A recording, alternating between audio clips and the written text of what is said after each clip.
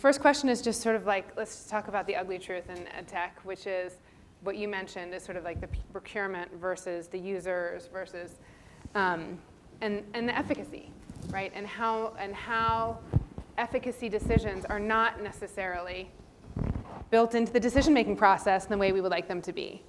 And so I would just love to, have a conversation about that, and how do we think that as a community, how like what are things that maybe people here in this room might be able to do from an ecosystem perspective to have more efficacy data, have it more user-friendly, have it actually be built into decision-making processes, that sort of thing. I'm happy to kick it off, and I'll tell you what we're doing, and my biggest gripe with the market is outcomes data is not used for procurement decisions, right? So if I'm a big school district and I'm going to buy a math product or a science product, it would be nice, it's sort of a nice to have if that product has some sort of claim around why they're better than incumbents or competitors. But it's not treated like a doctor evaluating the outcome of a clinical trial on making the decision as to whether or not to put a patient on a particular drug. It's nowhere close to that. I think that is a little bit of sort of a legacy hangover from the publisher-dominated content world, where you bought Pearson or McGraw-Hill, and you probably bought one or the other based upon a legacy relationship you had with a sales rep. Truly, that's how it was done.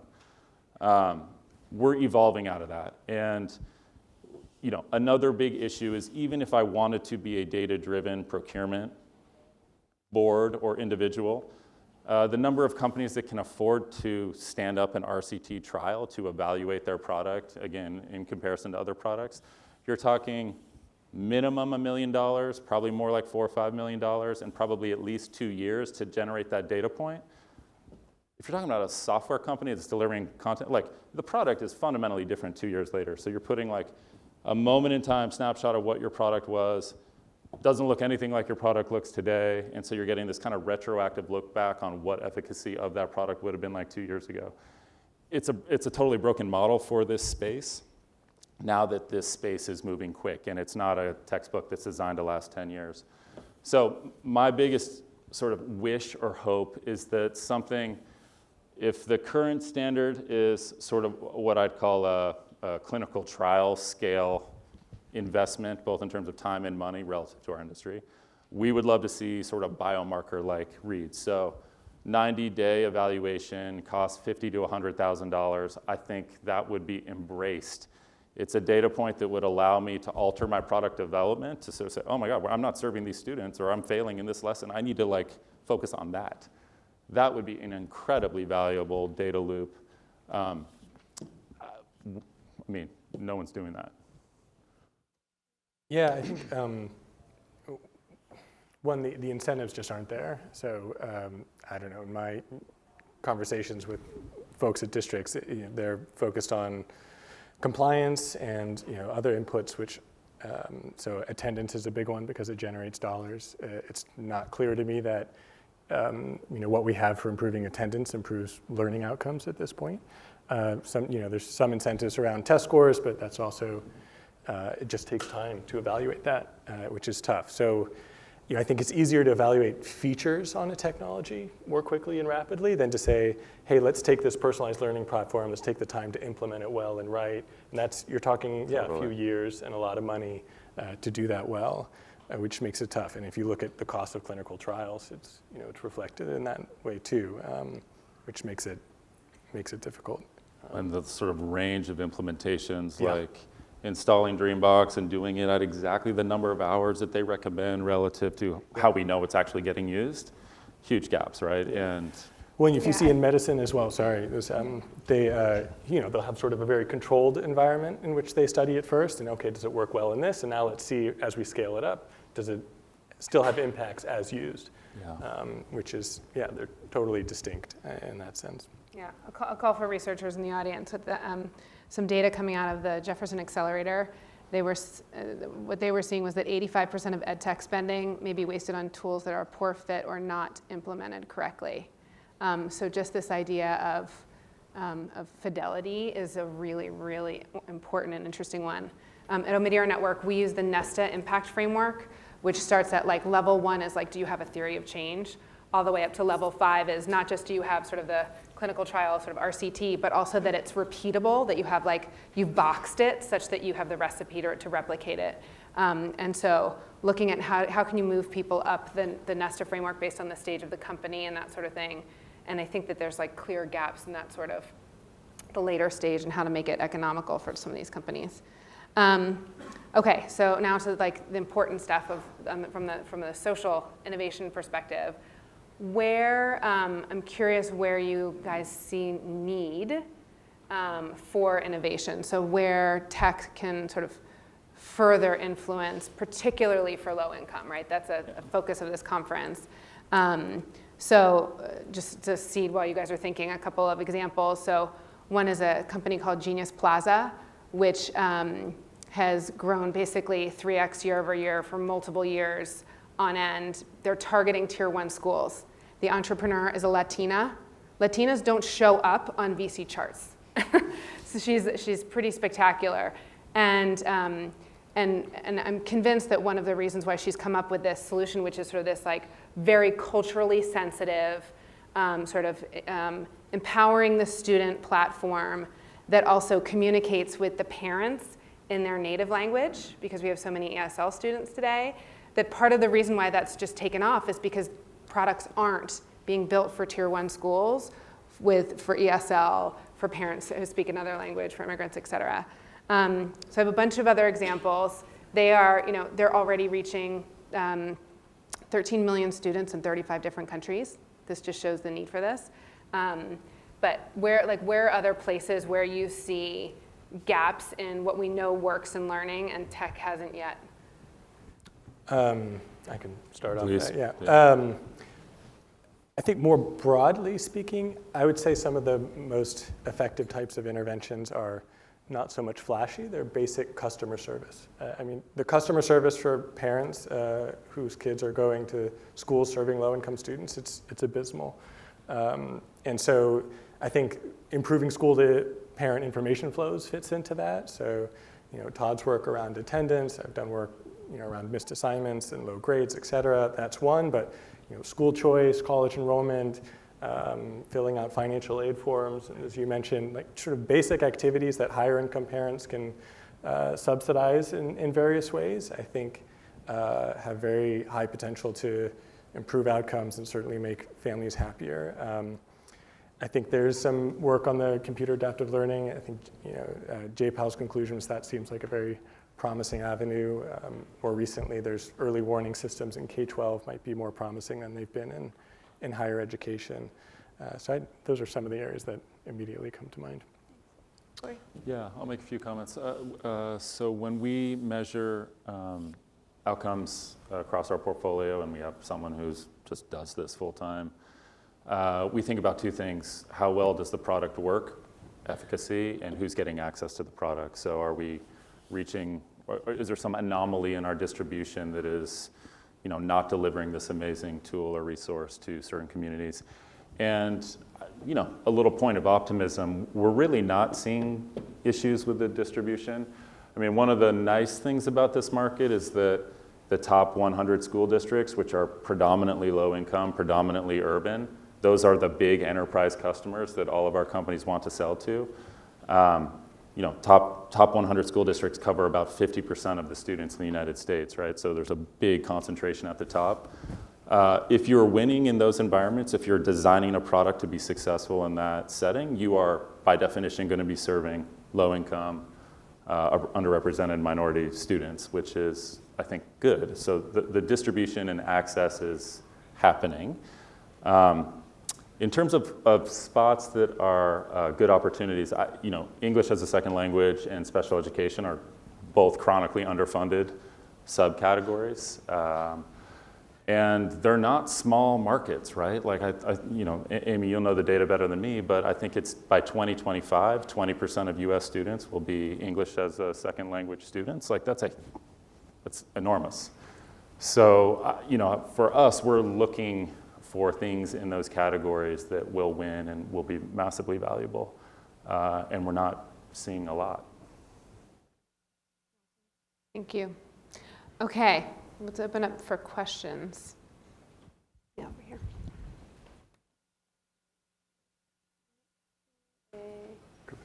Here, I think one's coming.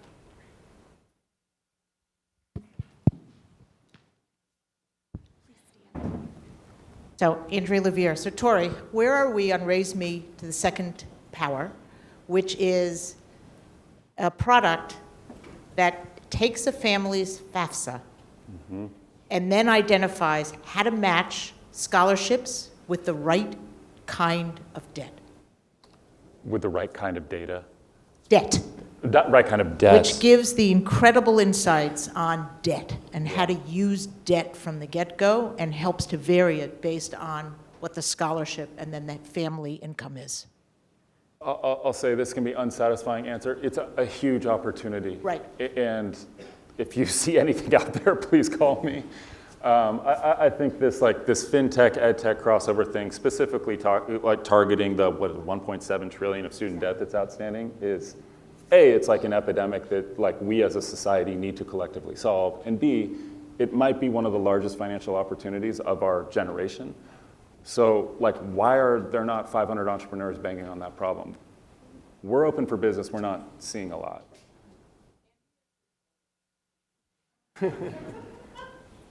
Here. It's a shockingly severe problem with a surprisingly not a lot of people innovating on it. I mean, the most interesting things we've seen have been companies that are trying to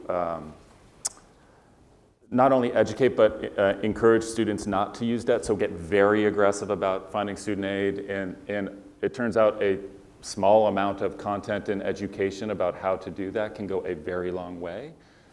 That is just barely scratching the surface of the problem, though. I'm sorry I don't have a better better data point. Thank you for raising. Yeah. Yeah, over here.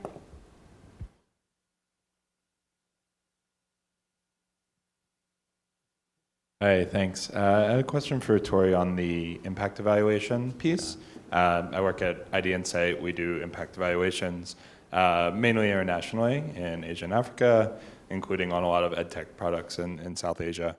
And I'm curious how you're doing your internal evaluation to compare efficacy across products just for your own edification and investment decisions, and how does that differ from sort of gold standard methods you would want to see school districts taking on when making these decisions? And then secondly, what do you think is sort of the medium-term funding strategy for getting more of these gold standard RCTs done? Is that something that we just need to fix the incentive structure so that companies will pay for it themselves and VCs will encourage them to do it? Or is this really just sort of a market failure that there needs to be some kind of industry body that just pays for a bunch of it for the top products?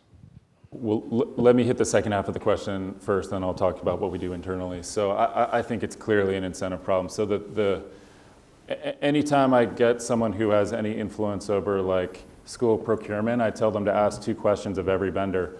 What is the racial and gender makeup of your board of directors, and what's your outcomes data, right? So like, to the extent people who buy product ask those two questions, the market will change lightning fast. And I don't know how to affect that change other than to spread that as broadly as I can.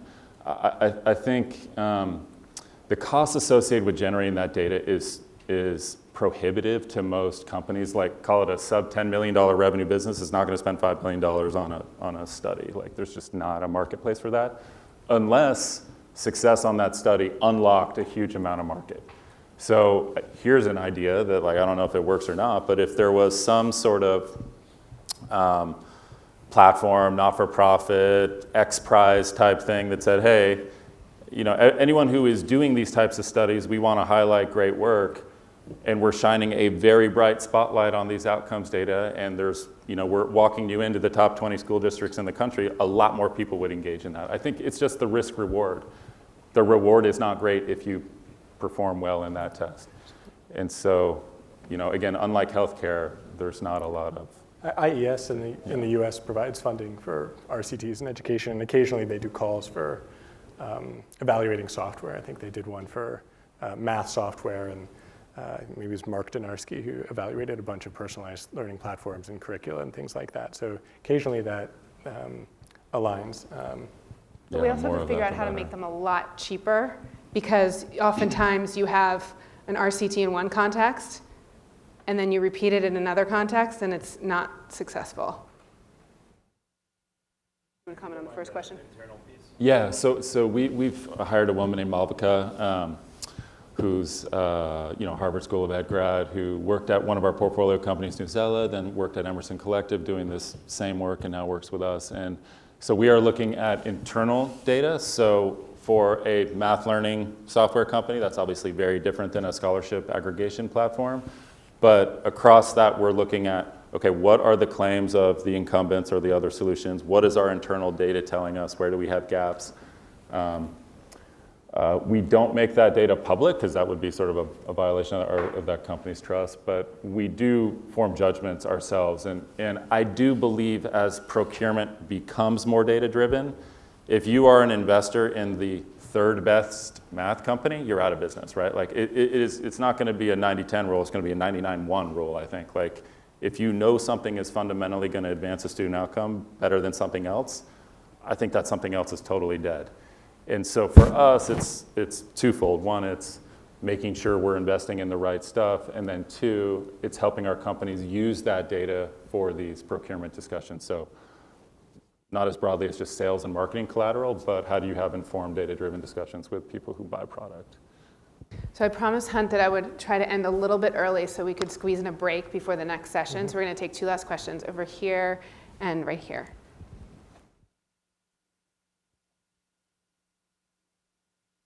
Thanks.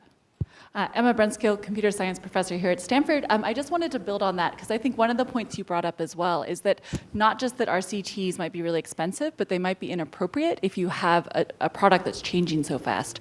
So what I was curious is to link this back to the conversation this morning, which is, do we have proxy measures that we could use on a weekly basis, on a 3-month basis, like Tory suggested, that would correlate with the long-term outcomes we care about in terms of employment, in terms of graduation? And if we don't, maybe that's the type of X Prize that we want that then could be shared across lots of different types of EdTech companies. Hear, hear. Yeah, I think the answer is we don't.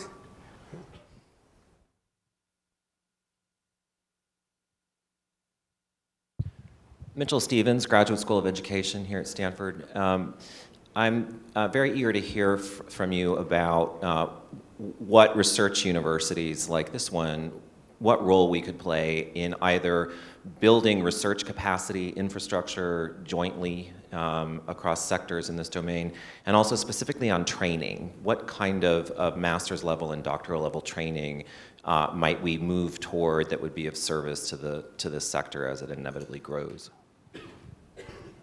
Yeah, so I mean, I think one part is something I've been working on is building the infrastructure to create partnerships along the lines what Susan has been discussing between private companies and researchers to lower the barriers to access to data, to access to the platforms, to run the RCTs more cheaply and rapidly.